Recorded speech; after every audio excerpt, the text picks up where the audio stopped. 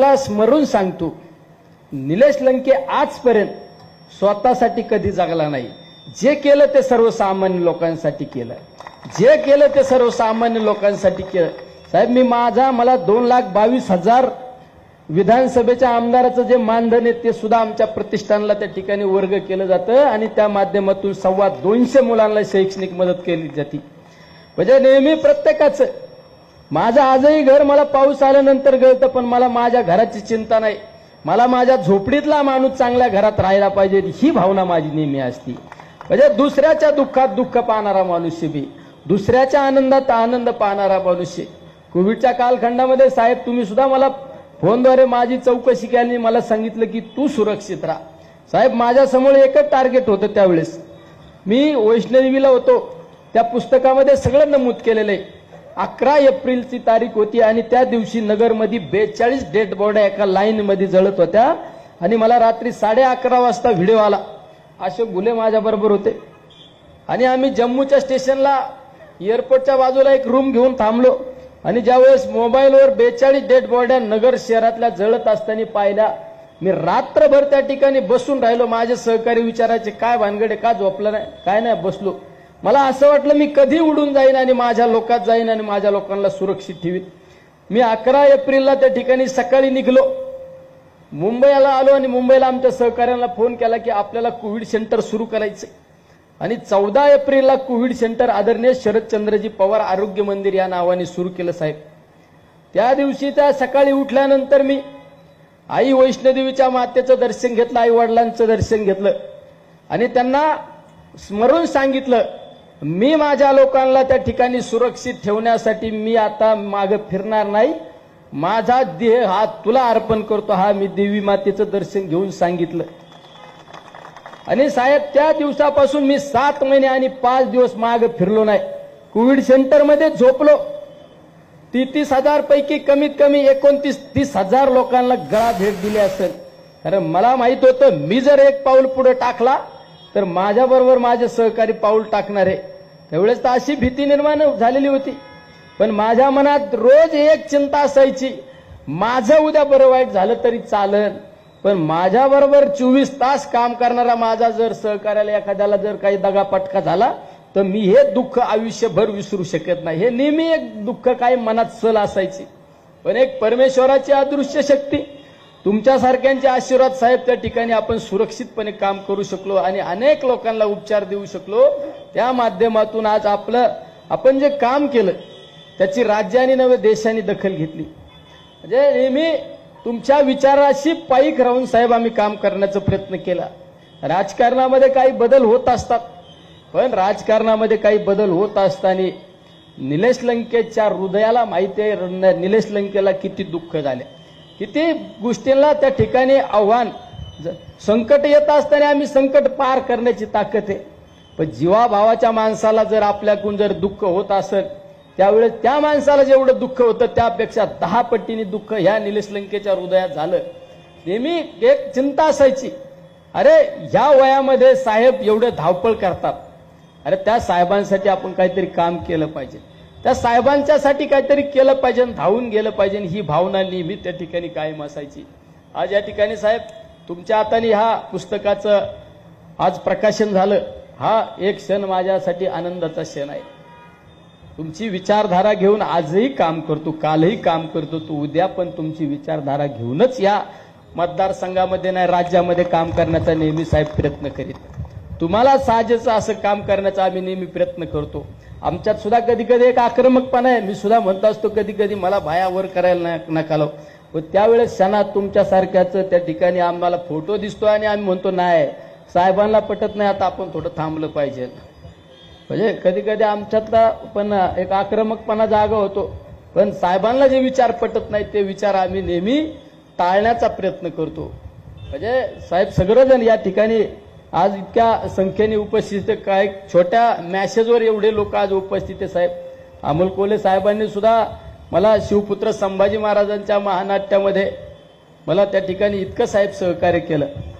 म्हणजे मी तो कार्यक्रम घेऊ शकत नव्हतो, पण त्या कार्यक्रमाला त्यांनी सांगितलं तू काळजी करू नको, तुझी इच्छा आहे ना नगरमध्ये महानाट्य करण्याची, तू चिंता करू नको, मी तुझा भाऊ या नात्याने तुझ्या पाठीशी आहे, तू बिंदास कार्यक्रम घे, फक्त नियोजन कर. मी म्हणलं नियोजनाची काळजी करू नका खासदार साहेब, मी नियोजनाच्या बाबतीत एकदम परफेक्ट, माझे हे सगळे जीवाभावाचे लोक आहे साहेब. 2000 कार्यकर्त्यांनी एक 8 दिवसामध्ये 12 लाख लोकांच्या घरापर्यंत जाऊन त्या ठिकाणी पास वाटप केले. प्रत्येकाच्या घराघरापर्यंत छत्रपती संभाजी महाराजांचे विचार गेले पाहिजे ही भावना त्या मागे होते.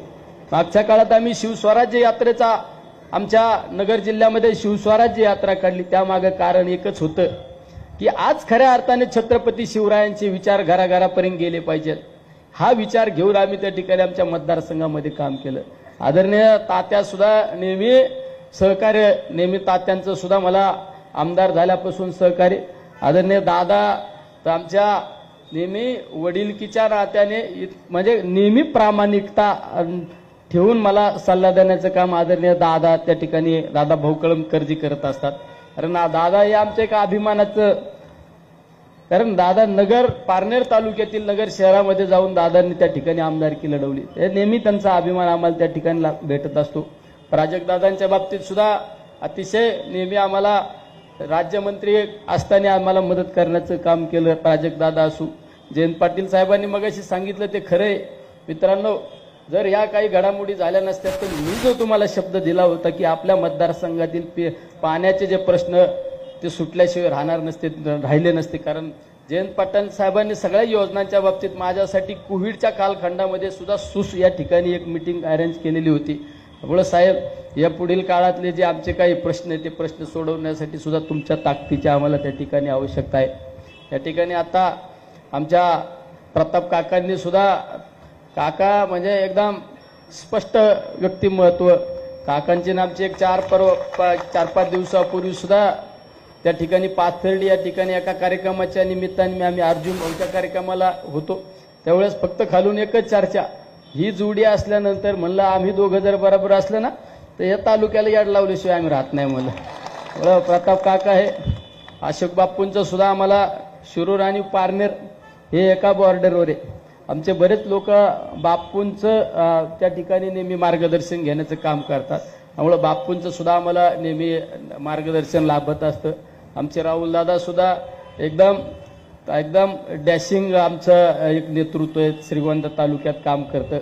ते सुद्धा नेहमी प्रत्येकाला धावून जाणारं आमचं हे राहुल दादा सुद्धा नेहमी आम्हाला साथ देण्याचं काम करतात. असे अनेक सहकारी या ठिकाणी उपस्थित आहे. आमचे अण्णांचा तर मला कायम फोन असायचा. अंकुश अण्णांचा फोन आला का मला घामच फुटायचा. अंकुश आहे कुठे आहे तू आणि ये लवकर. अंकुश अण्णा काळजी करू नका, मी तुमच्याच पशी आहे. म्हणजे नेहमी आता अंकुश अण्णांचा मला सासुरवास कमी होईल जरा, हे का नाही तात्या. असे या ठिकाणी सगळेजण आज या छोट्या कार्यक्रमासाठी उपस्थित आहे. आमचे महबूब भाई तर मग अशी फोनवर एकदम दिलखुलास हसले. महबूब भाई नेहमी म्हणजे महबूब भाई माझ्या प्रत्येक आंदोलनात असायचे. मधल्या काळात त्यांचंच प्रेम माझ्यावर कमी झालं. महबूब भाई आमच्या आंदोलनाला येत नव्हते, पण आम्ही काय आंदोलन थांबवलं नाही. महबूब भाई आमचे या ठिकाणी सगळेच मंडळी, आमचे लोटके सर असू, बाबर अशोकजी बाबर साहेब तर इतकं निस्वार्थी प्रेम करणारे तुमचे मागं अशोक बाबर असू, बाळासाहेबजी हराळ असू, आमचे राष्ट्रवादी काँग्रेसचे आमचे कार्याध्यक्ष संदीपजी वरपे हे आमचे पूर्ण जिल्ह्याचे, त्यांची आम्हाला पुढल्या काळात चांगल्या पद्धतीने गरज लागणार आहे. अरुण कडू साहेब सुद्धा म्हणजे एकदम मोजकच बोलणार पण एकदम हार्टच बोलणार असे कडू साहेब सुद्धा मागं तुमच्या उपस्थित आहे. आमचे डॉक्टर सेलचे अध्यक्ष सगळेच मंडळी या ठिकाणी उपस्थित. आमचे पाथर्डीवरून बरेच मंडळी, गैनाथ दादा असू या ठिकाणी उपस्थित आहे.